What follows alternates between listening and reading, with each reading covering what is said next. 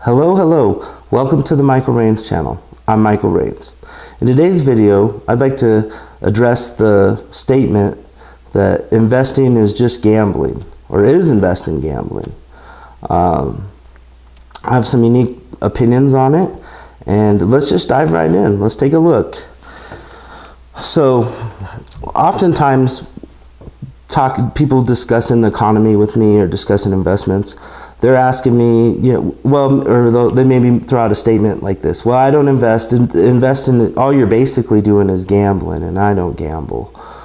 Even if that's true, you still are gambling. If you don't invest, what you're basically saying is, I'm not going to save for my future because I think I'll be okay. I think, Social Security can take care of me, or the government can take care of me, or others will take care of me, or I'll be able to work till I'm 100. You're making a gamble on the future, and that's well and fine. The problem with that is if something were to happen where you're not getting taken care of the way you would like, or at all, say Social Security fell flat, how good was that gamble? So in one sense, we could look at investing as gambling. That's fine, because there's uncertainty in the world, and nobody knows for sure what tomorrow can bring. But if we're going to go that far, then let's just go all the way and say that that's true about everything. For instance, let's say you just put cash in the bank your whole life, and just all this investing stuff is just too risky. I agree. There's a lot of risk with this investing stuff. I don't knock you for your decision, but one thing you might be mistaken is that you're not investing. You are investing. You're investing in cash, and you have it at the bank. So you're investing in the bank you have the cash at. You're hoping that bank stays in business and everything goes well with your money.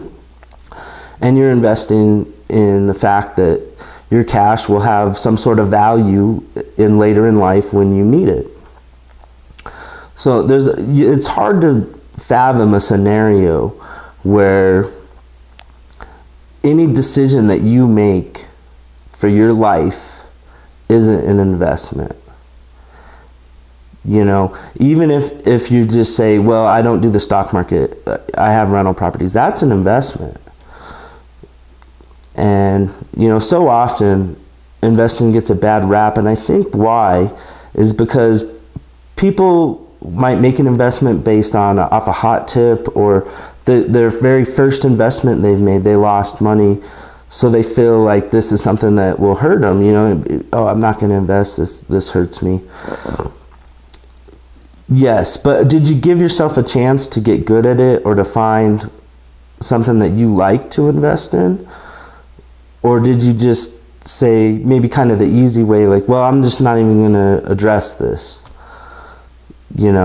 And let's even look at investing, and let's try to find ways that investing may be gambling. I think anytime, we've all seen late on TV at night, like, oh, buy this system or that system, and you'll make money based on, like, the chart goes up and then down, and oh, now it's a Head and Shoulders, wait, now it's a pony, oh wait, it's doing this over here, now it's XYZ, who knows, right?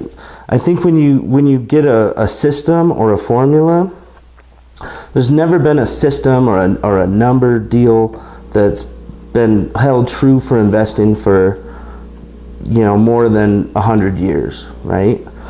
So if you're going to rely on just some sort of system or mathematical formula for all your investing, then yeah, you're basically, isn't that what they do at the gambling tables? They sell you systems, like, oh, this is the system for blackjack, or this is the system for roulette.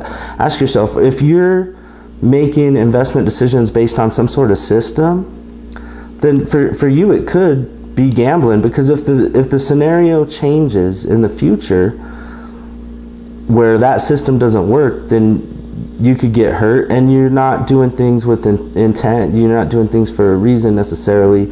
You might be in some sort of system where, oh, if it hits $6.50, that means it's gonna have to hit $9. And so often I see stuff like this, and the first thing that comes to my mind is that's what gives investing kind of a bad name, and that's what can appear to be gambling.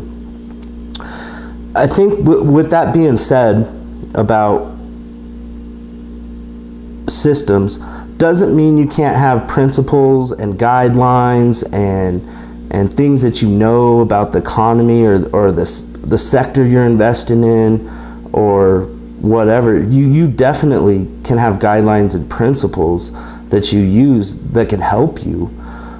But where you might run into trouble is when you start thinking that that's the way it's always going to be and that's the way it is. And I only buy real estate in towns big enough to have 10 McDonald's. If the town doesn't have 10 McDonald's restaurants, I'm not buying real estate there. And that system may work well for you for a long time, and then one day it doesn't, right? So I think the ability to be flexible takes a lot of the gambling aspect out of investing. A lot of times people will bring up, well, they had an ape pick out stocks, or we threw darts at the newspaper that had, this used to be the old one, we threw darts at the newspaper and the 10 stocks it hit, that's what we invested in, and it outperformed all these other people. That statement alone proves that investing isn't gambling. If you threw darts and it was sometimes the worst performer, sometimes the best, if it was just all random, then you could make that case. But the fact that oftentimes dart throwing or the ape picking it out or however, the randomness was that created the 10 investments, the fact that outperforms most people's picks proves that there's something to it. And it's good. That's good for you because it shows you that, there is concrete things to do, in investing. And it also shows you that others aren't very talented at investing. So a lot of times folks think they have no shot at investing, and you do. You really do. And it doesn't have to be gambling for you. Another thing is if you put everything in one investment and things go badly and you get hurt, it could be gamble. A lot of times people buy things at all-time highs and then something turns. And it felt like, everybody was gambling. But you owe it to yourself if you're going to put money into something, to know a little bit about it at least, right? So you wouldn't, but maybe you would, but most people wouldn't buy a house without walking it first and then maybe paying an inspector to come and see if there's any kind of problems. Well, maybe you need to take a look around the investment before you hop in. And maybe you need to analyze the numbers, and maybe you shouldn't just be in one investment, and maybe you owe it to yourself to get some knowledge first before you're investing, because in theory, right, all that we're doing is we're taking work today and we're storing our work or product that we've sold or whatever we're storing in a medium of exchange, which is money. And we're able to save that money and put it to use, put it to work in the anticipation of one day it growing in value or losing value or staying the same, whatever it does. But there's going to be something there down the road, and we're going to not be able to make money and not be able to store work our whole lives. So we can use that medium of exchange, money. We can use that to eat. We can use that to maybe go on trips. Maybe we can use that to help the grandkids go through college, whatever. But if you think that, being an investor or investing is just the roulette table, then you should try to figure out why you feel that way. And you should do some research and some homework, and you might come to the conclusion that for you it is, but maybe for this mutual fund manager over here that works on Wall Street and just eats, breathes, and this stuff every day, all day, maybe you trust him with a portion of your money, so you're kind of paying a professional to do it for you. Stock picking doesn't have to be the end-all be-all, and usually when you see this investing is gambling, usually it's tied to the stock market. I don't see a lot of that tied to the real estate market. There was some talks of that when real estate crashed, it's just crapshoot anyways. But you typically don't see in other asset classes, you know, bond market, annuities, you know, real estate, expensive paintings.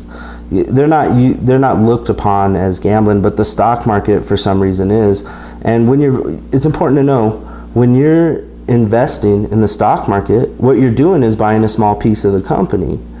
So that could be a gamble. There's a lot of things that can happen bad to that company, but it doesn't mean that you're wrong for doing it. And if you do some homework and you have some ideas and intent why you're investing in that particular investment or asset class, then no, I don't believe it's gambling at all. And I think it's gambling to not save and invest for your future, because as we get to the point we made at the beginning of the video, we're just relying on others to take care of us when we're incapacitated. So I make videos occasionally, and I don't have a set schedule, but I do appreciate all my viewers and everybody that leaves comments.